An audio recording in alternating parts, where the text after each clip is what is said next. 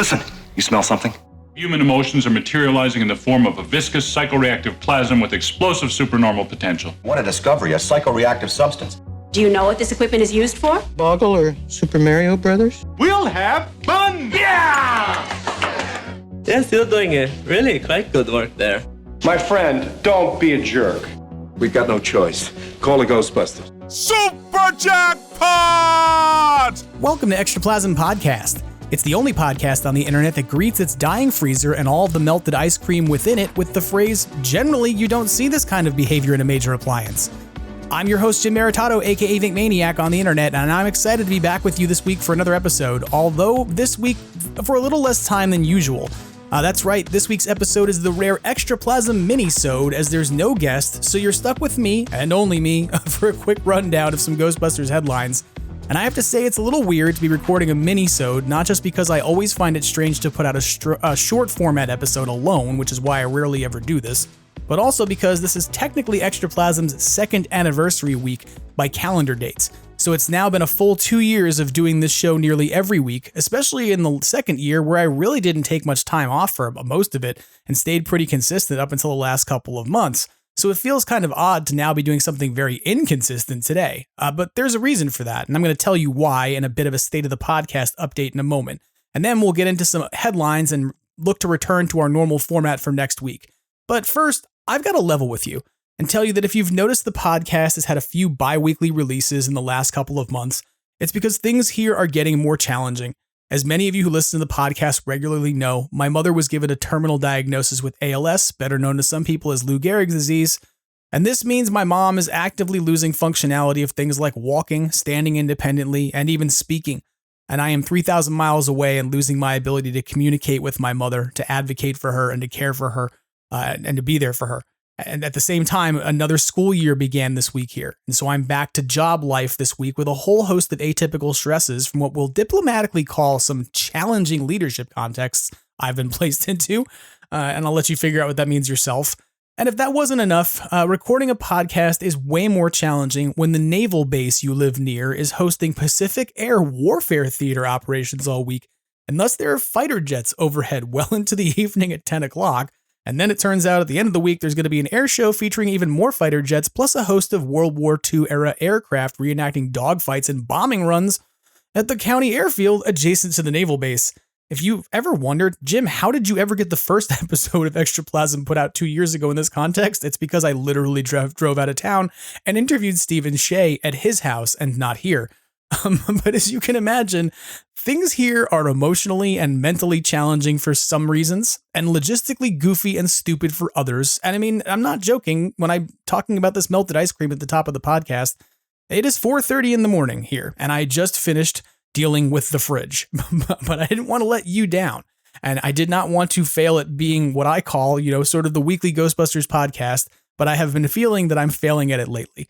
And to be reasonable, there's a thing called sustainability, and 4:30 a.m. podcasting to avoid the potential loudness of military jets or deal with your melting ice cream or any of these things is probably not what sustainable podcasting looks like in year 3 of Extraplasm. So this is all said to let you know the podcast is not going away, but the very thing I said might happen a few months ago is starting to take place. Extraplasm may shift from weekly to semi-weekly for a bit, especially given that I'm going to be embarking on a few more cross-country flights over the next couple of months to make sure I get the quality time I want and need with my mother and to be there to help her as my job will allow. And that means that during those trips, Extraplasm is probably going to take a back seat to the very finite time I have to share with my mom. And I'm going to ask you, as listeners who have let me into your lives for the last 2 years, to be okay and to be supportive of that decision. My hope is to try to keep a regular calendar for you and to limit how much I'm skipping Extraplasm, because I'll be forthright in saying that this show is an outlet for me on the one hand and my community engagement on the other. It drives me batty when the podcasts that I love vanish or go on extended rerun binges, so I don't really want to replicate that approach for you. But I am also admittedly struggling to keep the time available in every week, and sometimes even when the time exists, my heart or my head are just not firing on all cylinders because the family trauma and the grief in slow motion really suck. So Extraplasm is really important to me, and you are all very important to me as well for being kind enough to take this show into your lives every week. So I'm not taking off, but I hope that you can appreciate that as we cross the 2-year threshold, and in fact, literally the 50,000 download mark as of last week, there might be some rough patches as we kick off year 3. And I'm asking that you stick with me through them. Don't be strangers. Feel free to share things and contribute as usual. Just know that it may take me a little longer than usual to get back to you. And if you want to do something kind, positive reviews on your favorite podcast platform of choice never hurt.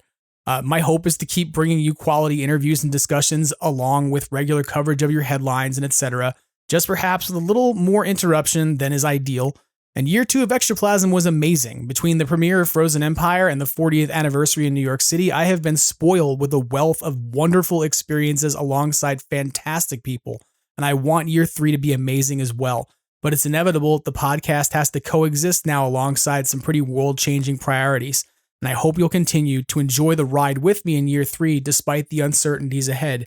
It's my hope that we'll observe this year 2 celebration alongside episode 100 of the show later this year. So if you're thinking, weren't you going to do something important for, your 2nd anniversary? Whatever happened to doing 46 times 2? You were going to do every 46 episodes. We're going to get there. We're going to have a celebratory moment, but we're not going to have it right now because I'm just not feeling it. And I want to be able to appreciate and have that moment in a time when I can take it in alongside with everybody else and enjoy it. And where I can have folks on the show and feel ready to do that. So now that I've probably over-explained where I'm at and let you inside on, baseball too much, and told you where the podcast is at, why don't we move out of this kind of, a little bit heavier stuff and get into some heady discussion, not about existential crises or emotional trauma or time management, but instead about the thing we talk about every week. Let's talk about some Ghostbusters headlines. Still making headlines all across the country, the Ghostbusters are at it again. Today, the entire eastern seaboard is alive with talk of incidents of paranormal activity. Call-in topic today, ghosts and ghost busting. Extraplasm, read all about it. Ghostbusters headlines coming at you. In official Ghostbusters media news, the big story of the week, though not entirely all that detailed, comes from Variety, who reported that according to sources, Ghost Corps, Netflix has greenlit the animated Ghostbusters 3D series that is going to be coming out on their platform, and it was first discussed at EctoFest in 2022. Variety is reporting that the exact plot details are still under wraps, but their sources say that this 3D animated series will be tonally in line with the recent Ghostbusters films. What's not under wraps is who the showrunner is, and that's none other than Elliott Kalan. If you're not familiar with who Elliott Kalan is, as Variety puts it, he's best known for his time as the head writer of The Daily Show with Jon Stewart. He was also an instrumental part of bringing back the revival of Mystery Science Theater 3000 on Netflix as the head writer on that show. He is currently the co-host of a podcast on the Maximum Fun Network called The Flophouse, where they make fun of bad movies on a regular basis. And he was a writer for a six-issue mini-series called Spider-Man and the X-Men back in 2015. So this is a person who, frankly, I have always appreciated their work and think that they're funny. They have good creative bones about how to get good laughs and also say things that are witty and smart and funny. They have written good content for The Daily Show. And in terms of their podcast, they're funny. The Mystery Science Theater 3000 revival was pretty cool. So, I mean, that's a good person to have in charge of an IP that is 40 years old and who probably cares pretty deeply about sci-fi stuff, if you get my drift from what I'm talking about here. So I'm pretty excited about this. I have to be honest. There's a lot of folks that you could tap as a showrunner for this, and I don't know that Elliott Kalan has a ton of experience working on animated series, but to me, that's less relevant if you're a good storyteller who can work in multiple media and multiple formats and be able to manage a great project, such as something like, writing as a head writer for The Daily Show or putting together a podcast every week that is acclaimed on the Maximum Fun Network. So I'm looking forward to hearing more about this and hearing more about what he's going to be bringing to this. I hope we get to see some interviews with him, etc., because he's a good personality who speaks well and he's pretty down to earth. And speaking of Kalan's podcast, The Flophouse, one other thing I want to tell you about beyond what's going on with the animated series, because to be real, there's not much more to talk about with it. That's what's happening is Netflix said, yes, we're doing it. And Elliott Kalan's been tapped as showrunner, and we'll see what happens next. But Speaking of his podcast, The Flophouse on Maximum Fun, I want to tell you about one other thing you can find on Maximum Fun this week that is sort of tangentially related to Ghostbusters, because it's totally related to Dan Aykroyd. And why am I telling you about this? Because it's literally a podcast on the same network as Elliot Kalin's podcast. Jesse Thorne has a podcast called Bullseye, appropriately, with Jesse Thorne. And on Bullseye this week, Dan Aykroyd joins Jesse for a nearly 1 hour conversation as he promotes his new audio documentary, Blues Brothers, The Arc of Gratitude, which is now available on Audible and Amazon. In fact, if you're an Audible monthly subscriber, you probably can get it for free. If you're not, then you can get it for $7. They end up talking on the podcast, though, about the history of the Blues Brothers and the making of Ghostbusters in detail. I don't want to spoil anything for you, but if you're asking yourself, what am I going to listen to if Jim takes a week off again sometime soon? Maybe keep that episode of Bullseye in your back pocket for later, because there's an entire 1 hour almost episode of Bullseye with Dan Aykroyd talking about the making of Ghostbusters, the history of the Blues Brothers, how they got the band started, etc. So it's pretty cool. I'm not going to spoil it for you. Check it out on your own. Do it when I'm not around. You'll have something to fill in and I'll feel less bad. One other piece of official Ghostbusters media news comes in the form of theme park news this week. It seems that last week I managed to overlook what was at that point a late breaking story about food and souvenir booths appearing at Universal Studios Orlando that take their design aesthetics from Ghostbusters Frozen Empire. One of these appears to be a squat one-story version of a frozen Ghostbusters firehouse that clearly needs to be selling frozen desserts, or someone at Universal is doing things wrong. Like if there's not ices coming out of there or froyo, I don't know what you're selling out of the frozen firehouse, but it should clearly be those things. But more importantly to me is that they have a storefront that is named Ivan's NYC Deli and Grocery that claims it will sell ice cold beer, snacks, and souvenirs. And I'm just going to say this. If this stand does not also sell submarine sandwiches, that would be a severely missed opportunity to fulfill Ivan Reitman's original 1960s business plan before going into cinema to start a submarine sandwich shop in Toronto. Famously, this is a plan he abandoned in favor of cinema because his father told him that while he'd likely be good at it, there wasn't enough magic in it for Ivan, and so instead we got a movie with a ghost who eats submarine sandwiches, or at least who would have if that hadn't been cut out of Ghostbusters 2, but I digress. I'm eager to see what else Universal Studios has up their sleeves, though, as we get closer to the start of Halloween Horror Nights in a few weeks, and who knows, maybe you'll be able to go get yourself a pastrami on rye from Ivan's Deli. If nothing else, you should be able to get yourself an ice cold beer or a souvenir. I don't know if those two things go together. Like maybe you can get a souvenir mug at Horror Nights with beer in it, and it's two birds, one stone down at Ivan's NYC Deli. Check it out. And some additionally official yet adjacent tangential media news. Ghostbusters News has some amazing images that originated with DNEG senior concept artist Paolo Giandoso of Ghostbusters Frozen Empire's Big Bad Garaka. As Jason over at GB News notes, the photos provide a large, high-resolution view that illustrates Garaka's mouth and what he calls near skeletal frame to more minute details. He noticed that there's fine hairs that are all over the body, that you get more of a better view of the cloth that's on Garaka's lower half. Essentially, all these things that you saw on the big screen or on the little screen at home, you can see in way more detail. But among the coolest things on display that I thought were there is a concept image for a ghostly form of Garaka with different variations of Garaka's horns and breath, etc. But this ghostly form of Garaka to me was like the coolest thing out of these images because we didn't really get to see Garaka as a ghost. Like we got to see Garaka as a thing inside of a orb, and then we got to see Garaka walking around asking like if you've seen Sarah Connor or if you've seen this boy, and then killing vape shop guys. So I would love to see more of like what concept art could have been for Garaka that was more ghostly driven, and it's kind of neat to see even a glimpse of it.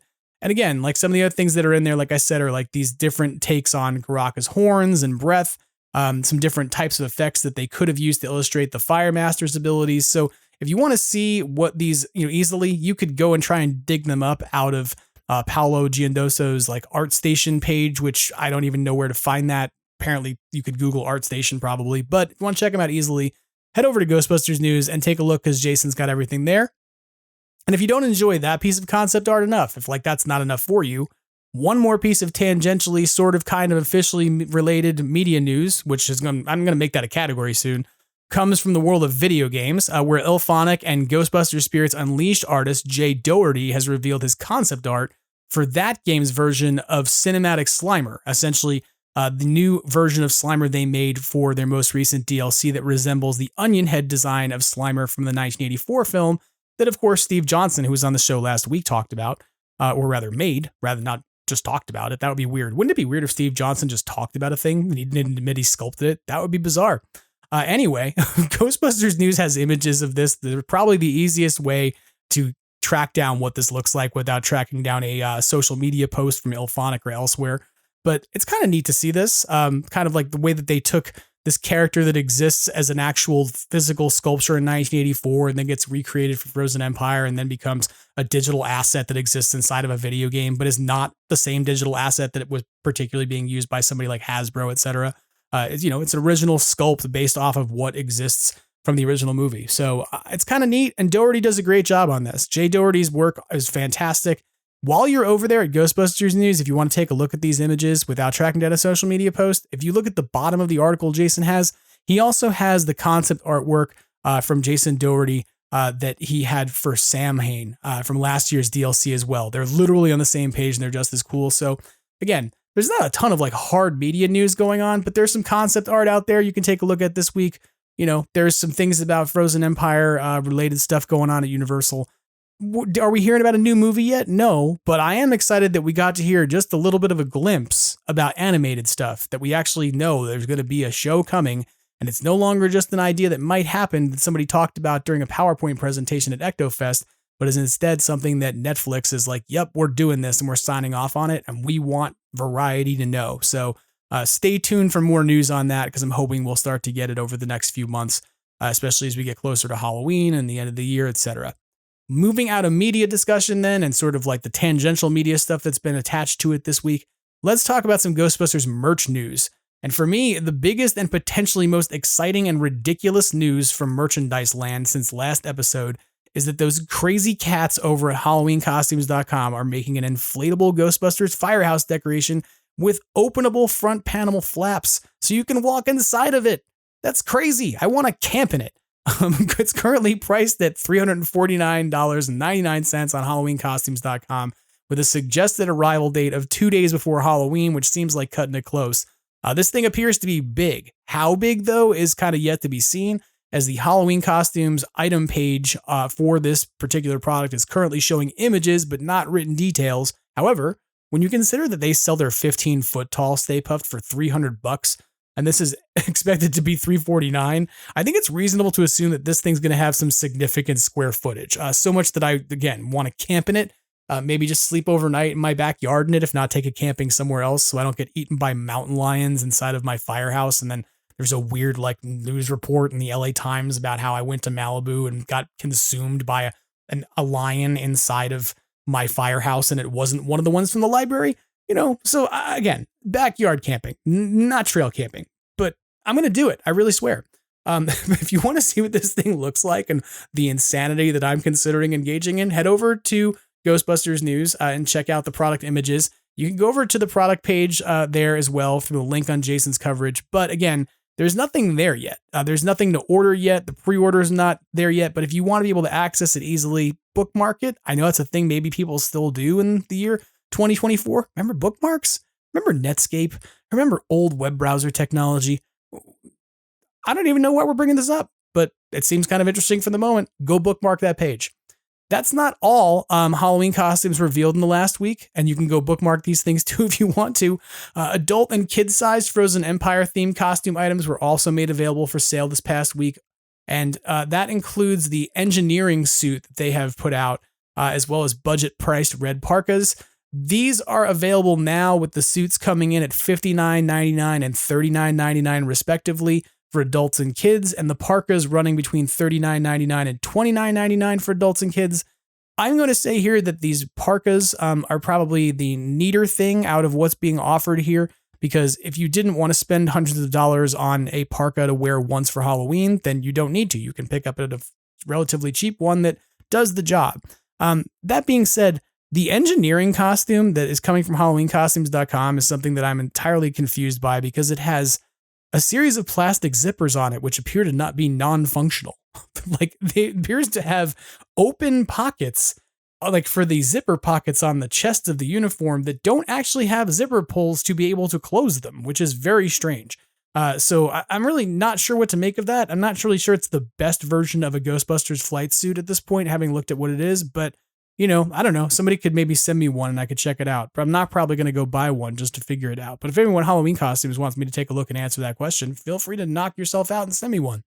And if there's any doubt that we are, kind of getting closer to Halloween, it's also that there's way more Slimer stuff that's being released and more slime in general. There's a new Ghostbusters slimed costume from HalloweenCostumes.com that's available for pre-order. It's going to range in price between $59.99 and $89.99, depending upon size and age range. But here's the nice part. If you would like a slimed Ghostbusters costume, you can get that in toddler size, kid size, adult size, and plus size. So those price ranges are literally ranging between the smallest to the biggest in terms of size and age range. The slime suit is a pre-order item that's expected to ship in early October. It's a really fun design for a costume quality suit that looks like you just had a run-in with the ugliest of spuds. So if you want to get something that looks a little different and you're willing to go the Halloween costume route because you're not looking for a high-end flight suit, maybe you're just going trick-or-treating with your kids and you want to go do something casual, check that suit out. It's kind of cool. It's kind of a different design than what they've put out before. If there's any question in your mind about whether or not we're entering the full swing of the Halloween season, it should be easily resolved by looking at Spirit Halloween. In addition to the items that we talked about last week, Spirit has a new light-up inflatable Ecto-1 costume that you wear like a sandwich signboard, and was previously only an item for kids, and I don't think it lit up when it was the kids item. It's running at $59.99 and runs on 3 LR44 lithium batteries, much like something you would use for a Hallmark keepsake ornament. And essentially, this is like a thing that you put 2 straps over your chest and then you have an inflatable Ecto-1 around your waist, which is kind of ridiculous and fun. So if you want to pick that up, you can grab that from Spirit Halloween, again, for $59.99. But of course, it's Spirit Halloween, so you should go get yourself a 20% off one item coupon from the website, right? Why wouldn't you do that? And keeping with the theme of adult-sized costumes, Spirit has also revealed new Ghostbusters dress costumes in adult sizes and plus sizes that take notes from the child size versions. So if you've always wanted a khaki flight suit dress to wear with your heels or your pumps, this is a thing you can get now from Spirit Halloween for $49.99. And Spirit's also made a premium flight suit option available this week as well, dubbed the Signature Collection Ghostbusters jumpsuit. It is priced at $99.99. It is a premium costume that includes a jumpsuit and cotton poly blend, 4 interchangeable name badges that say Stance, Spengler, Zedmore, and Venkman, and they don't say Lars, Pinfield, Engineer, and Lucky, as the other 4-pack of patches we talked about last week seem to do for some weird reason.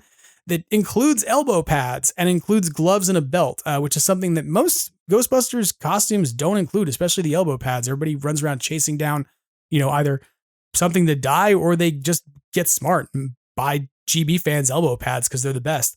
But if you're not going to do that and you just wanted to get an all-in-one option for $99.99, Spirit Halloween has that available at this point in tons of different sizes. So it's another thing you can pick up for pretty affordably. If you want to just get started at once, you've got pretty much everything you need at that point, except for a proton pack to throw on your back.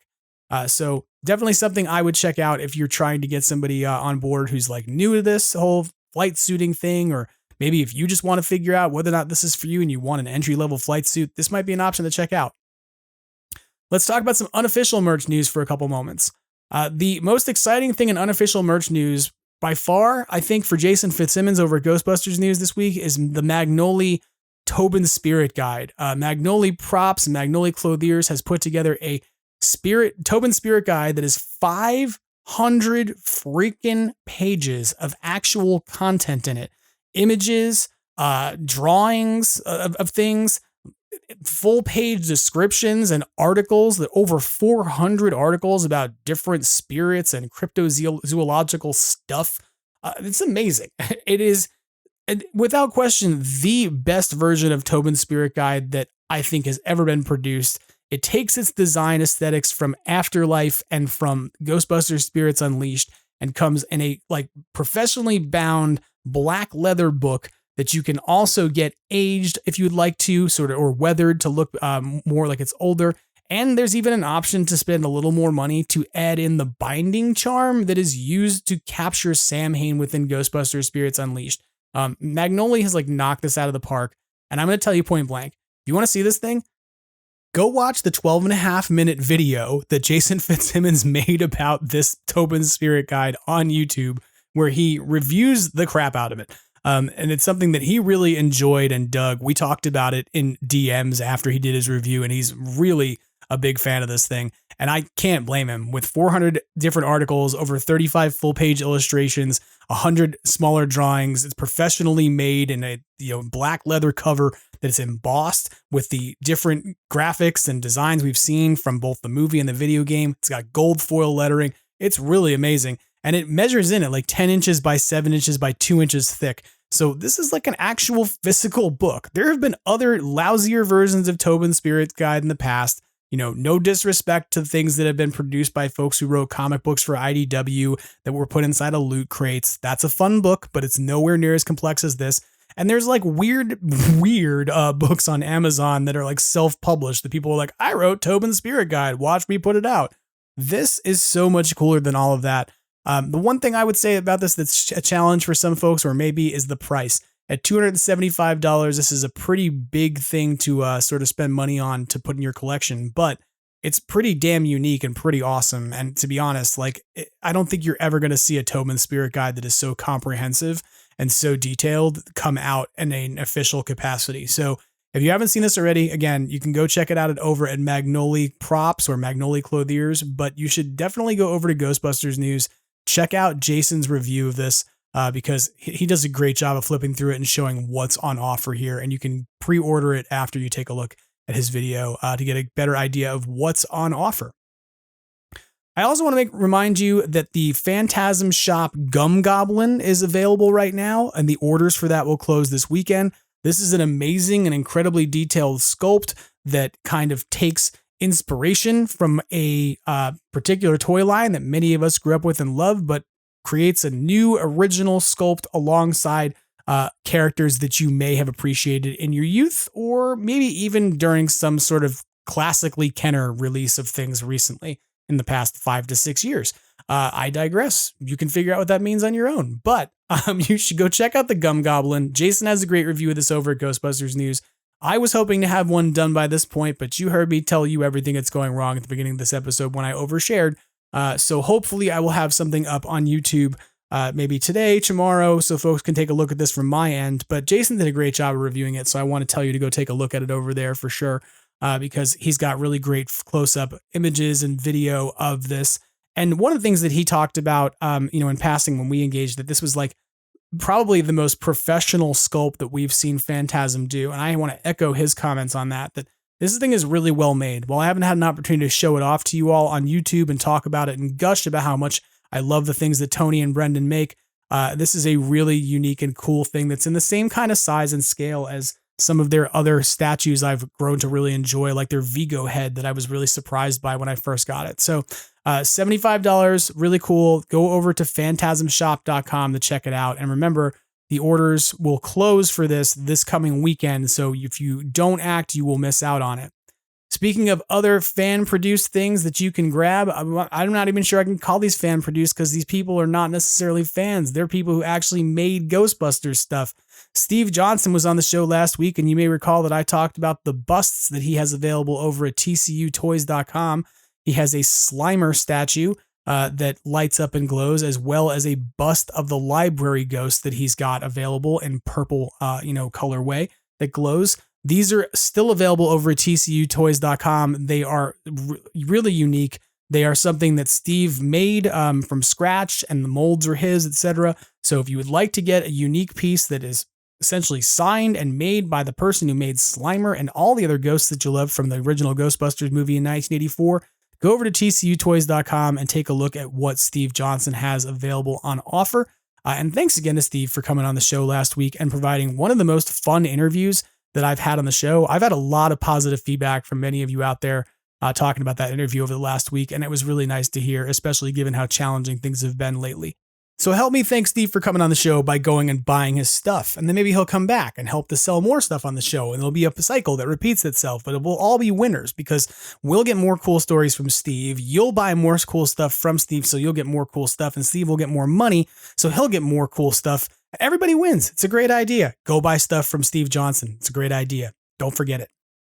A final opportunity to get your hands on some unofficial yet kind of official artwork, given who was involved in making it, comes from our friends over at the Containment Unit autograph collecting group over on Facebook. That's Matt Sanders and Tom Henry. Matt and Tom have been working with Hank Mayo, who's the concept artist from Ghostbusters 2, who designed the Scoleri brothers, Vigo, that bathtub that tries to eat a baby, and way more ghostly stuff from that movie. Hank has a series of sketches that he did as part of the signings that the Containment Unit had in June.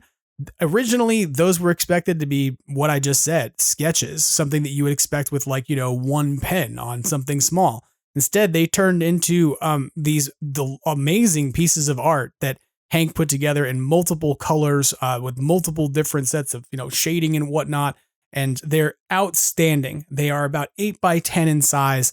And they are some of the most cool stuff that I've had the opportunity to see in terms of concept art in this franchise. I was lucky enough to be able to flip through these images with Matt and Tom and Hank when I was with them in June, and they are absolutely freaking stunning. There's so many cool things here that you can take a look at. And right now there is a claim sale running on those prints that were rather not prints because they're originals, those sketches that were not bought so far. So they are going to end up being closed up at some point. Whatever doesn't get bought by the end of the month is going to get put into a vault, never to get seen again, likely. It won't be my vault, and it won't be the guys over at the Containment Unit. Presumably it's Hank's vault. I don't know. But the point is that if you want to get your hands on original artwork by Hank Mayo that includes the characters that you love from Ghostbusters 2, this is like a once-in-a-lifetime opportunity to get that done, and it will end within the next 2 weeks. Go over to the Containment Unit We Collect Spores, Molds, and Autographs group over on Facebook, or if you're not sure what to do about that, email ghostbustersautographs@gmail.com and get some insight from Matt and Tom about it. These sketches were running about $300 a piece, but they are originals, one of a kinds. They are one of ones that Hank drew from scratch by hand using his knowledge of these characters and what he wanted to put on the page, and they are absolutely amazing. If I had the money, I would buy them all and wallpaper my house with them because they're awesome. So that pretty much wraps up our headlines this week. And that also pretty much wraps up our episode, which is weird to say because we've only had about a 30-minute episode. But this is a Minisode. This is an episode where I kind of check in with you and make sure you know what's going on with the headlines for this week. And we'll get back to a regular, standard Extraplasm next week, presumably. But like I said, things may be a little bit dicey in the next few weeks, or the next few months. Hang in there with me. I would appreciate it if you did, because I really appreciate you tuning in every week, and the conversations that this show, brings me, the engagement that it gives me with folks out there. You all are my community, and it's hard to not be engaging your community when things are tough. And so I don't want you to get the impression that I'm going away. I'm not, but it just may mean I have to make some priority changes. That being said, I need to make sure that I thank a few people as I do every week. First up, I need to say thank you, of course, to Brendan Pearce at Badoochi Studios, who provides our logo and the visual identity for the podcast. Go and support Phantasm Shop. Go and check out that Gum Goblin figure, because that's a figure that Brendan sculpted and it looks amazing. I also want to say thank you, as usual, to Vaporwave artist MAGNAVOX, whose version of Ghostbusters serves as our theme song each week. And of course, I need to say thank you to you.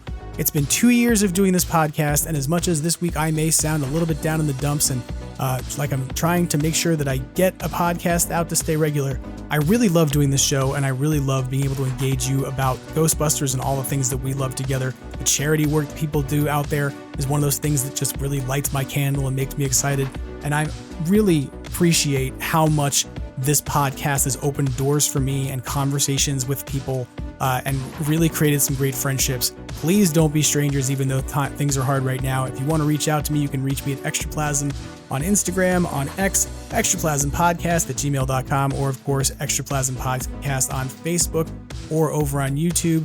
And whether things are going really great for you or whether things are kind of challenging, don't forget to kind of take in what's important in life. to appreciate the things you have in front of you. Don't sweat the small stuff. Appreciate and love the most important and big stuff. And as Ernie Hudson reminds us each and every week, try to have fun and always keep on busting. Take care.